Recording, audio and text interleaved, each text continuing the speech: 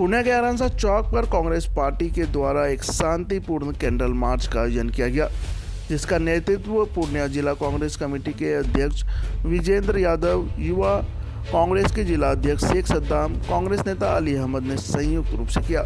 यह मार्च कश्मीर के पहलगांव में हुए भीषण आतंकी हमले में मारे गए निर्दोष पर्यटकों को श्रद्धांजलि देने और पीड़ित परिवारों के साथ एकजुटता प्रकट करने के उद्देश्य से किया गया। इस दर्दनाक हादसे ने पूरे देश को झकझोर कर रख दिया है। निहत्थे और मासूम पर्यटकों पर हुआ यह बर्बर हमला मानवता के मूल्यों पर गहरी चोट है। कांग्रेसियों ने बड़ी संख्या में इस कैंडल मार्च में भाग लेकर यह स्पष्ट संदेश दिया कि हम सभी कांग्रेसी आतंक के विरुद्ध एक हैं और शांति, सद्भाव तथा राष्ट्रीय एकता के पक्षधर हैं। कार्यक्रम में कांग्रेस पार्टी के वरीय पदाधिकारी के अलावा सभी प्रकोष्ठों, युवा कांग्रेस, महिला कांग्रेस, अल्पसंख्यक विभाग, NSUI सेवा दल सहित अनेक सामाजिक संगठनों और गण्यमान्य नागरिकों ने हिस्सा लिया। सभी ने मोमबत्तियां जलाकर और मौन धारण कर शहीदों को नमन किया। इस बाबत पूर्णिया जिला कांग्रेस कमेटी के अध्यक्ष विजेंद्र यादव ने कहा कि यह केवल एक श्रद्धांजलि नहीं बल्कि आतंकवाद के खिलाफ हमारी एकजुटता और मानवीय मूल्यों के प्रति हमारी प्रतिबद्धता का प्रतीक है। कश्मीर में हुए इस निर्मम हमले ने देश के हर नागरिक को झकझोर दिया है। यह हमला सिर्फ कुछ व्यक्तियों पर नहीं बल्कि हमारी सांस्कृतिक विरासत, हमारे साझा जीवन मूल्यों और शांति की हमारी परंपरा पर हमला है। वहीं युवा कांग्रेस के जिलाध्यक्ष शेख सद्दाम ने कहा कि देश के लिए सबसे बड़ा धर्म मानवता है और हमें हर परिस्थिति में मानव मूल्यों की रक्षा करनी होगी। आतंक के खिलाफ एकजुट आवाज़ ही देश की असल ताकत है। वहीं कांग्रेस नेता अली अहमद ने कहा कि आज का यह कैंडल मार्च केवल विरोध नहीं बल्कि शहीदों के लिए हमारी भावनाओं और एकजुटता की गूंज है। युवा शक्ति देश की रीढ़ है और हम हर संकट में आगे खड़े रहेंगे। पहलगांव में हमारे देश का 28 जवान का शहीद, इसका हम लोग विरोध कांग्रेस पार्टी करती है और देश में ऐसी घटनाएं जो हो रहा है ये नहीं होना चाहिए। आज जो आतंकी हमला हुआ वो हमला भारत पर हुआ बल्कि नहीं व्यक्तिगत हुआ है। 28 आदमी का शहीद होना ये दुर्भाग्य है और उन शहीदों के है कि 25 लाख रुपया मुआवजा उसके परिवार को मिले ताकि मारे गए आतंकवादी के द्वारा, ये घोर आपत्तिजनक है। कांग्रेस पार्टी इसका घोर भर्त्सना करती है और विरोध करती है। हमारे आदरणीय नेता राहुल गांधी, जन के नेता, सब दिन इसके विरोध में लड़ाई लड़े हैं, आज भी वो लड़ाई लड़ने के लिए खड़े हैं। लोगों की जान की कीमत है, जो लोगों की जान का परवाह न करते हुए इतना शहीद कहना ये देश के भाजपा सरकार को माने शोभा नहीं देता है और इस पर लगाम नहीं लगाती है। इसको हम लोग भर्त्सना करते हैं। आज हमारे भारतीय युवा कांग्रेस के हमारे जिलाध्यक्ष विजेंद्र भाई के नेतृत्व में आज पूर्णिया कांग्रेस के द्वारा आज हमारे पहलगांव में जो नरसंहार हुआ है उसके श्रद्धांजलि अर्पित करते हुए हम लोग जिला कमेटी की ओर से ये मोमबत्ती लेके हम लोग शोक सभा संपन्न की है। मेरा एक ही मांग है मोदी सरकार से, 10 साल पहले सरकार में आने से पहले बोला था कि श्रीनगर को, ये जम्मू कश्मीर को हम लोग मुक्त कराएंगे। मेरा ये वादा उसे पूछिएगा 10 साल में जम्मू कश्मीर में क्या करा, क्या कोई भारतीय वहाँ पे जमीन खरीद पाए, क्या धारा 370 हटाने से क्या फायदा मिला। आज देखिए कल खुलेआम मतलब एक टूरिस्ट प्लेजम पे आके आतंकवाद घुस के आपको गोली फायरिंग करता और हमारे 28 नागरिक जो भारत घूमने गए थे टूरिस्ट में, उन सबका जान चला गया। इस जान का जिम्मेवारी कौन है?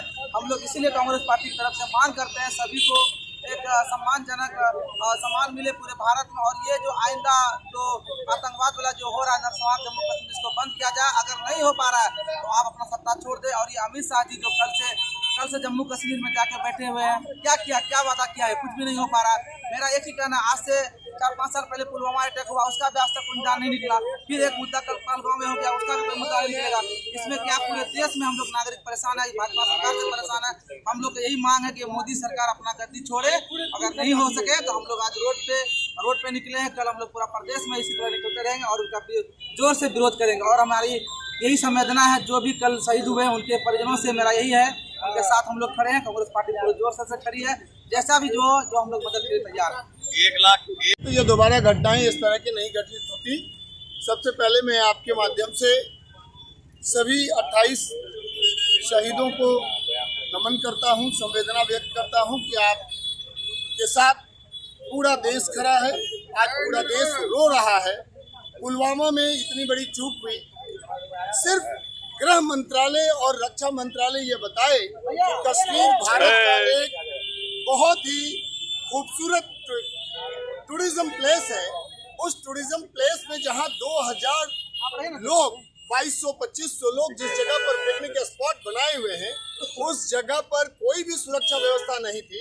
और कश्मीर पहले से भी आपके बार आप ही लोग आरोप लगाते हैं कि कश्मीर में इस तरह का मामला है, तो उसके बावजूद वहां पर सिक्योरिटी अरेंजमेंट क्यों नहीं थी?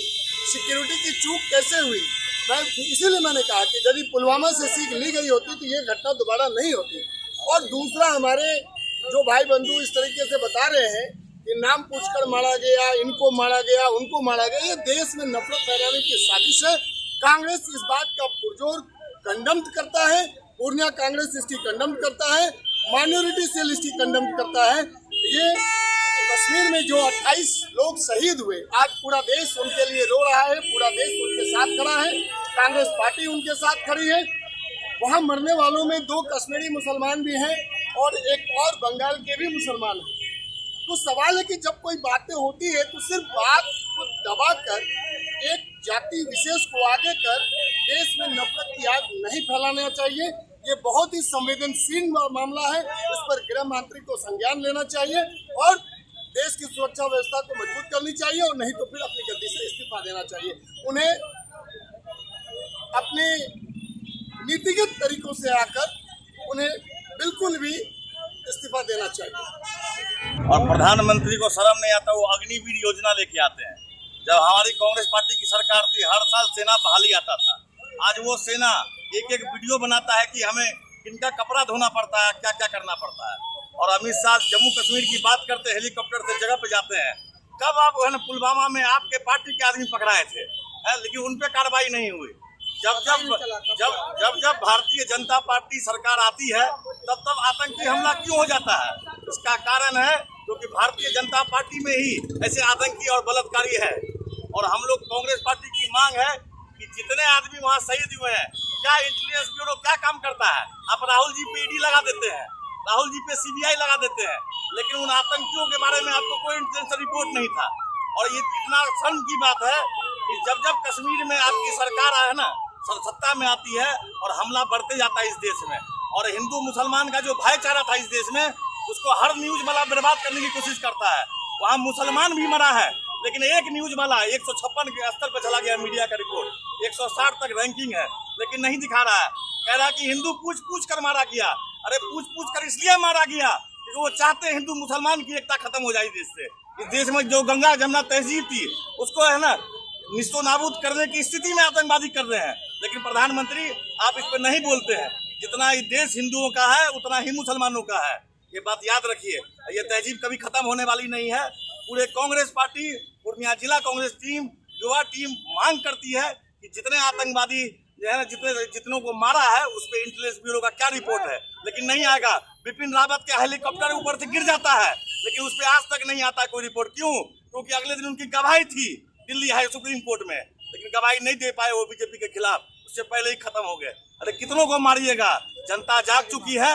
25 के चुनाव में करारा जवाब मिलेगा। अब पूरा बिहार इस बार महागठबंधन को सपोर्ट कर रहा है और 243 सीट लेके रहे।